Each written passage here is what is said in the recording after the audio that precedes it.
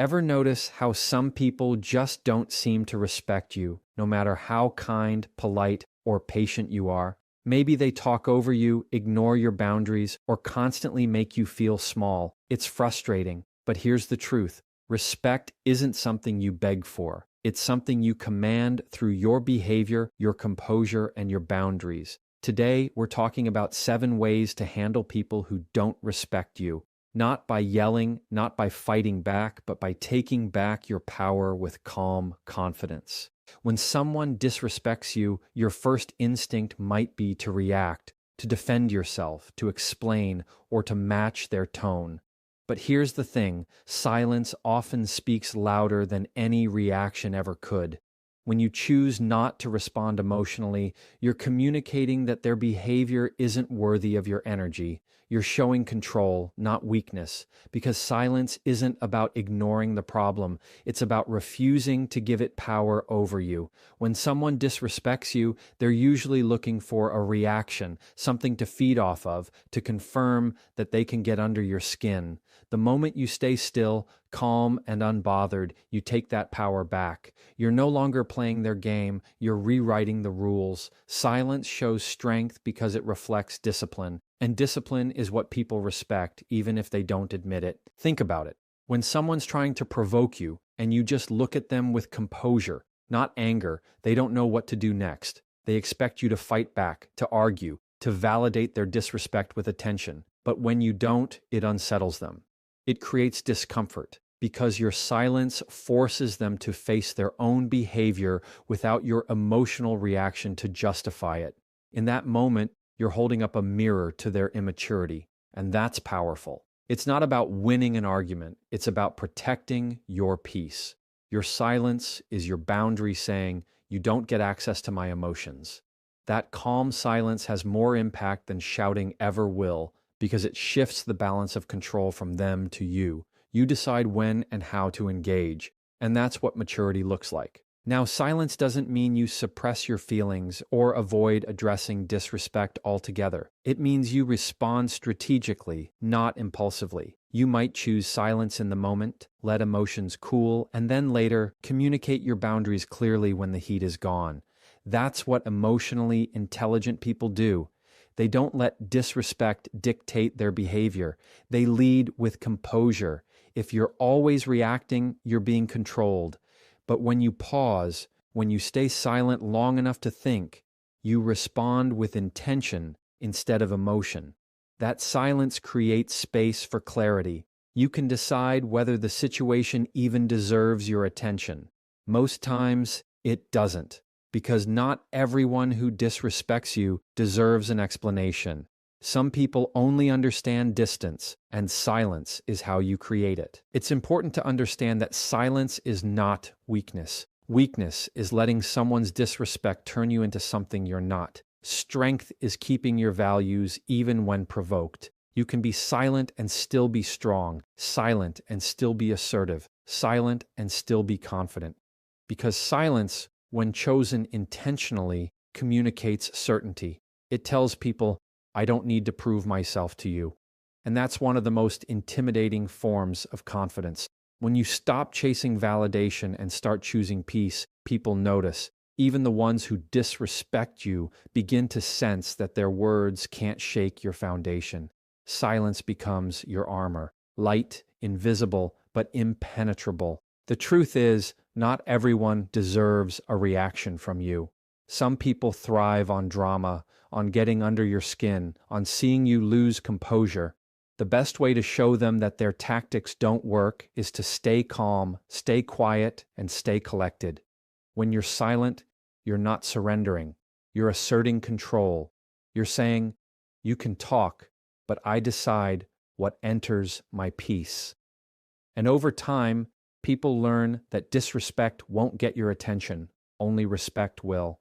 That's how you train people to treat you differently, not by yelling or fighting, but by showing them that the moment they cross the line, they lose access to your reaction. Your silence teaches them boundaries better than words ever could. So the next time someone disrespects you, take a breath. Don't rush to fill the silence. Let it hang there. Let it make them uncomfortable. Let it remind them that you won't stoop to their level. Because silence, when used with intention, is not emptiness. It's power. It's the sound of self-respect echoing louder than any insult ever could. When you master silence, you master yourself. And once you've mastered yourself, no one can take your peace away, no matter how loudly they try to break it. Setting boundaries without apology is one of the most powerful ways to earn respect from people who try to walk over you. Boundaries aren't walls, they're doors with locks, and you control who gets a key. When you say no without explaining or apologizing, you communicate that your time, energy, and emotions are valuable. Too often, people who don't respect you expect you to bend, to accommodate, or to justify your limits. But the moment you start defending your boundaries, you're already giving them too much room to question them. You don't owe anyone an explanation for protecting your peace. When someone disrespects you, the firmest response isn't anger, it's clarity. A calm, confident statement like, "That doesn't work for me," says more than a long, emotional defense ever could. It's not about being rude, it's about being rooted in self-respect. Boundaries teach people how to treat you. Every time you allow someone to cross one, you train them that it's okay to keep doing it. The people who truly respect you will understand and adjust. The ones who don't will push harder. That's not a sign to lower your boundary. It's a sign to reinforce it. The moment you stop apologizing for your limits, people start realizing they can't control you. And this isn't about being harsh or distant. It's about communicating with calm authority. You don't have to raise your voice or justify your needs. You simply have to be consistent. When your boundaries stay steady, people either rise to meet them or fall away. Both outcomes protect your peace. You cannot expect others to respect a boundary you constantly bend for their comfort. Boundaries are not a form of rejection, they're an act of self-respect. You see, most people struggle with setting boundaries because they fear losing relationships or being labeled as selfish. But here's the truth. If someone leaves because you set a boundary, they weren't respecting you to begin with. People who value you won't feel threatened by your limits. They'll feel safe around them. Boundaries make your relationships healthier because they create clarity. They remove the confusion about what's acceptable and what's not. They're not about control. They're about mutual respect. When you clearly define what you tolerate and what you don't, you filter out those who only stick around when it benefits them. You're not pushing people away. You're protecting the space where genuine connection can grow. Boundaries separate what drains you from what sustains you, and that's how emotional peace is maintained. The most respectful boundaries are communicated with calm, steady confidence. You don't need to over-explain, apologize, or defend your choices. The more you talk, the more room you give people to argue. A boundary doesn't need permission to exist.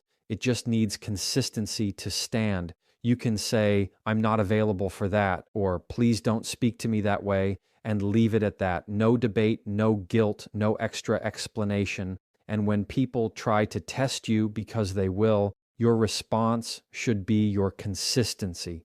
The moment you give in, they learn that your boundaries are negotiable. But when you stand firm without hostility, you earn silent respect. They may not like your boundary, but they'll understand they have to deal with it. You teach people how to treat you not through your words, but through what you consistently allow. When you start setting unapologetic boundaries, you'll notice something shift inside you, a sense of peace that comes from taking control of your space. You'll stop over-explaining yourself. You'll stop tolerating behavior that used to drain you. You'll realize that your peace is not negotiable. And yes, some people will get uncomfortable. Some might even call you cold or difficult.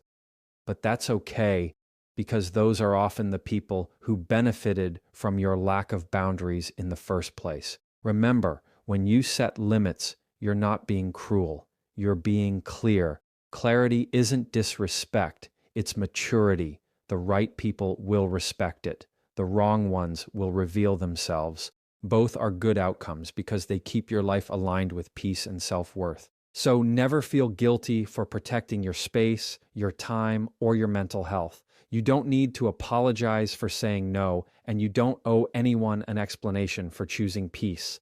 Every time you set a boundary, you're sending a message to yourself. I respect me. And that's where true confidence begins. Boundaries are not about controlling others. They're about controlling how you respond to others. Once you learn to stand by them